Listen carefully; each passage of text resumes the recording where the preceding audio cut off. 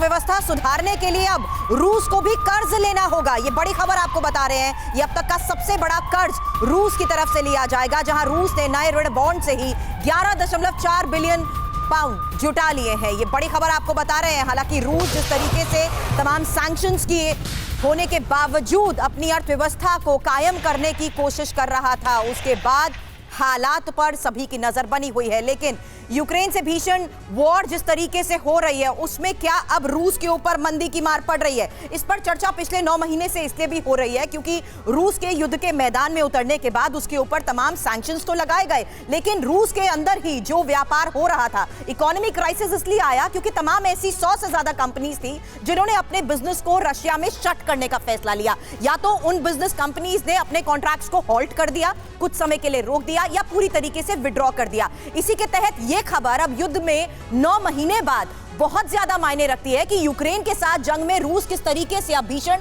मंदी का भी कर रहा है ये सामना। ये अनार उगा के हर साल 1 एकड़ की जमीन पर 10 लाख कमा रहे हैं।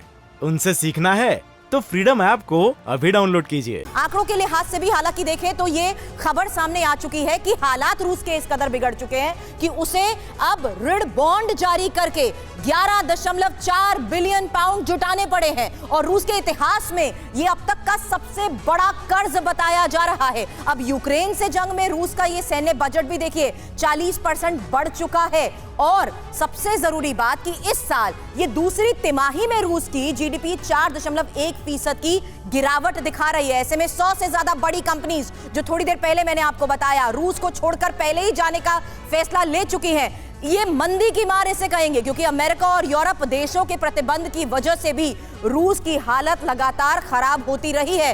अब इस इकोनॉमी क्राइसिस को लेकर आपको क्या लगता है चतुर्वेदी सर? आंकड़े तो अब जाकर सामने आ रहे हैं, लेकिन हकीकत तो यह है कि सैंक्शंस का असर पहले भी हुआ है। भले ही ऑयल के मामले में रूस अभी भी डोमिनेट करता हुआ नजर आया। सुरभि, आप ने सही कहा, आर्थिक रूप से जरूर तंगी आती है जब भी वॉर के हालात होते हैं हर एक आदमी, क्योंकि वॉर एक ऐसा है जहाँ पे डिफेंस पे बहुत ज़्यादा खर्चा होता है, काफ़ी ह्यूमैनिटेरियन खर्चा होता है, इंफ्रास्ट्रक्चर बर्बाद होता है।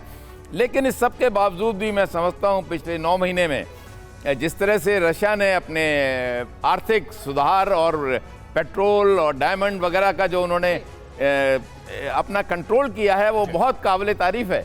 जिस तरह से उन्होंने आज भी यूरोप वगैरह जो ज़रूरतमंद देश हैं वो आज भी उनसे गैस ले रहे हैं और भारत भी ले रहा है, चाइना ले रहा है, तो ये नहीं है। लेकिन जो वहाँ पे पेट्रोल की कमी धीरे धीरे आएगी क्योंकि रशिया को भी लड़ाई लड़ने के लिए कमी का नहीं है। निनाद सर, छोटा सा जवाब इस पर चाहूंगी। तमाम ऐसी बड़ी बड़ी आईटी सेक्टर की कंपनीज है या हम कहें कई ऐसे ब्रांड्स हैं जिन्होंने खुद को विड्रॉ कर लिया है, पार्शियली विड्रॉ कर लिया, यानी इकोनॉमिक क्राइसिस तो वहां पर हो रहा है, लोगों की नौकरियां तो वहां भी जा रही हैं। देखिए, रशियन मिडिल क्लास बहुत सफ़र कर रहा है और रशियन इकोनॉमी के 3 ही खास मुद्दे हैं। वो एक कमोडिटीज बेस्ड इकोनॉमी है, oil, natural gas, diamonds, gold और वेपन्स। इसके सिवाय वहाँ पे मैन्युफैक्चरिंग इतनी नहीं है, इतना ब्रॉड बेस नहीं है। पर हमें ये भी समझना पड़ेगा कि ऑयल इतनी बड़ी चीज़ है कि उन्होंने अपने इम्पैक्ट को लिमिट किया है, अपनी इकोनॉमी को बचा के रखा। ये बहुत काबिल तारीफ है रूस के लिए। ये अनार उगा के हर साल 1 एकड़ की जमीन पर 10 लाख कमा रहे हैं। उनसे सीखना है तो फ्रीडम ऐप को अभी डाउनलोड कीजिए।